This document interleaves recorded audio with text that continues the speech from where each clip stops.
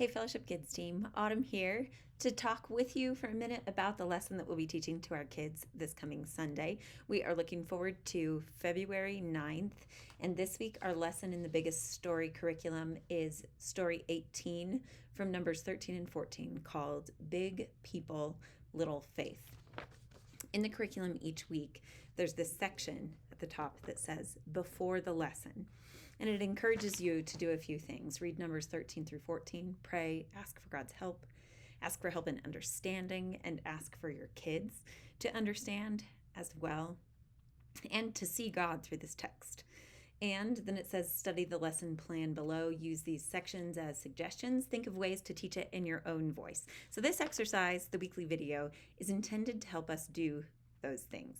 I'm not going to read the whole passage, but it's an encouragement to read, to pray, and to prepare, and to think about the passage and think about how you would teach it. Make sure you understand it before you head into class on Sunday morning.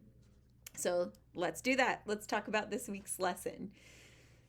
Where are we in the story? So orient yourself, especially if you haven't taught in a week or two or three. Orient yourself in the story. Read the big picture section. Make sure you know what has happened before and where this story falls in the big story of Scripture that the curriculum is inviting us into each week. So this week, Numbers 13 and 14, the story itself, the way the narrative reads, is pretty straightforward. We can read it and understand what's happening here.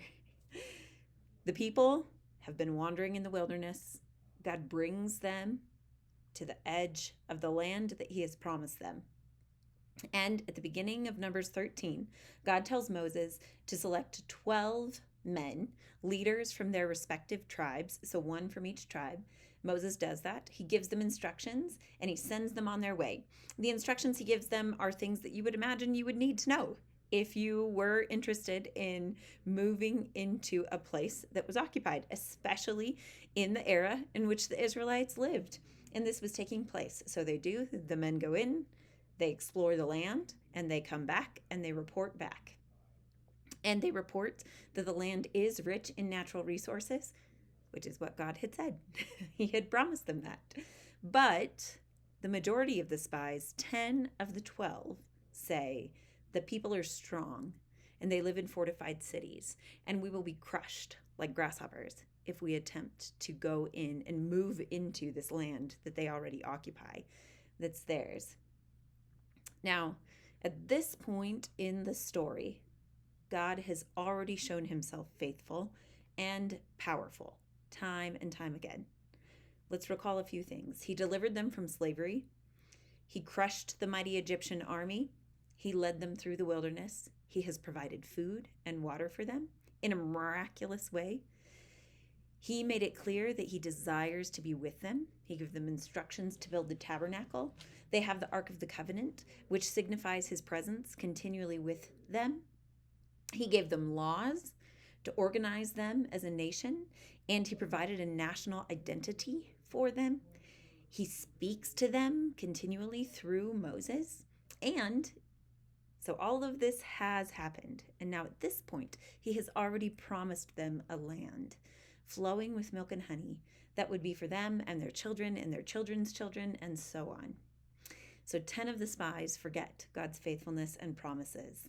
2 of them, though, have confidence in God's promises and in his presence. And the people then, in the narrative, we see that the people listen to the report of the unfaithful spies, the 10, and they respond by complaining. They weep and they say, it would be better if we had died in Egypt or in the wilderness.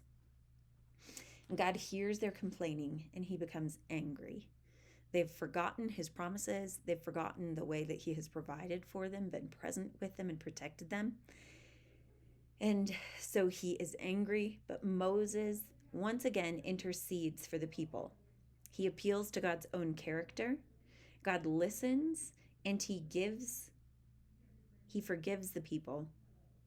But he says that their sin still has consequences, and they will still experience God's discipline because of their sin. As a result of their sin, those 20 and older who repeatedly disobeyed and tested God will not get to enter the land. And then at the end of chapter 14, this passage concludes in a sort of bizarre but very human way. So after God says he will withhold his wrath, he will not destroy them, he won't abandon them, but he will allow them to suffer the consequences from their sin. He won't allow them to go into the land. Then the people say, okay, we get it, we sinned. And then they determine that they will go up to the land after all. However, it's clear that they still weren't listening. So even after this whole episode, they attempt to go up against God's explicit instructions that Moses repeats to them. Moses tells them not to go up, that it will end in destruction.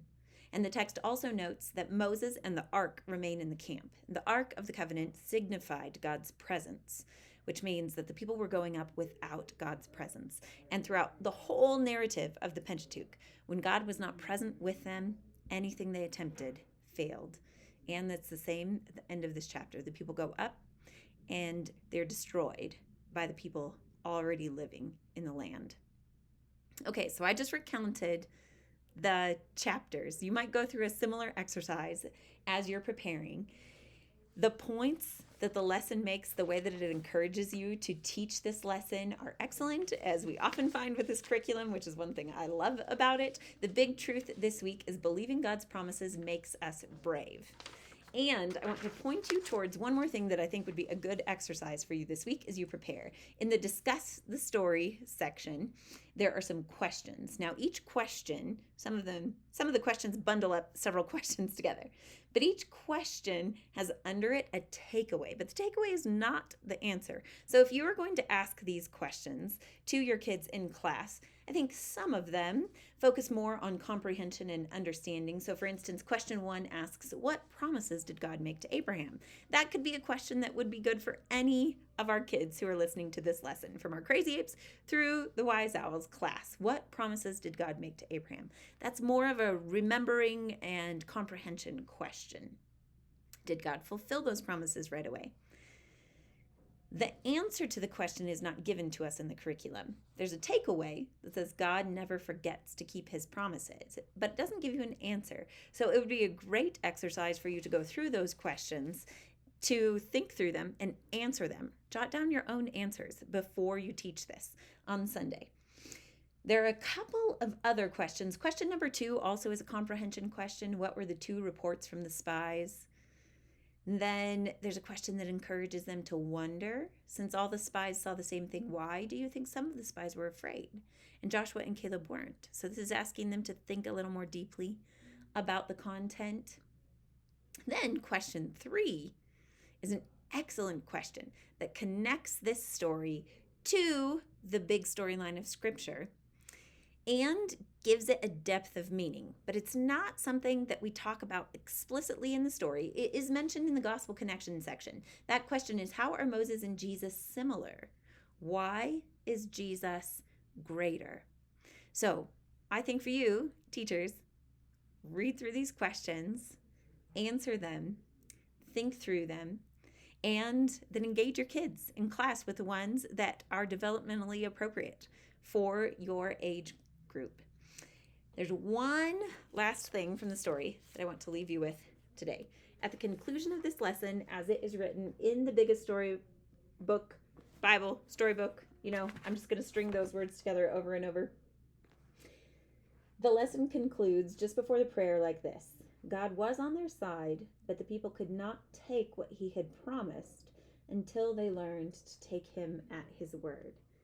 And so the question I want to leave you with personally, as you meditate on this scripture passage and this story, is today, are you taking God at his word? In what ways are you struggling to do so? Or in what ways are you experiencing the fruit of doing so? All right. Thank you all for investing in our kids and teaching this week.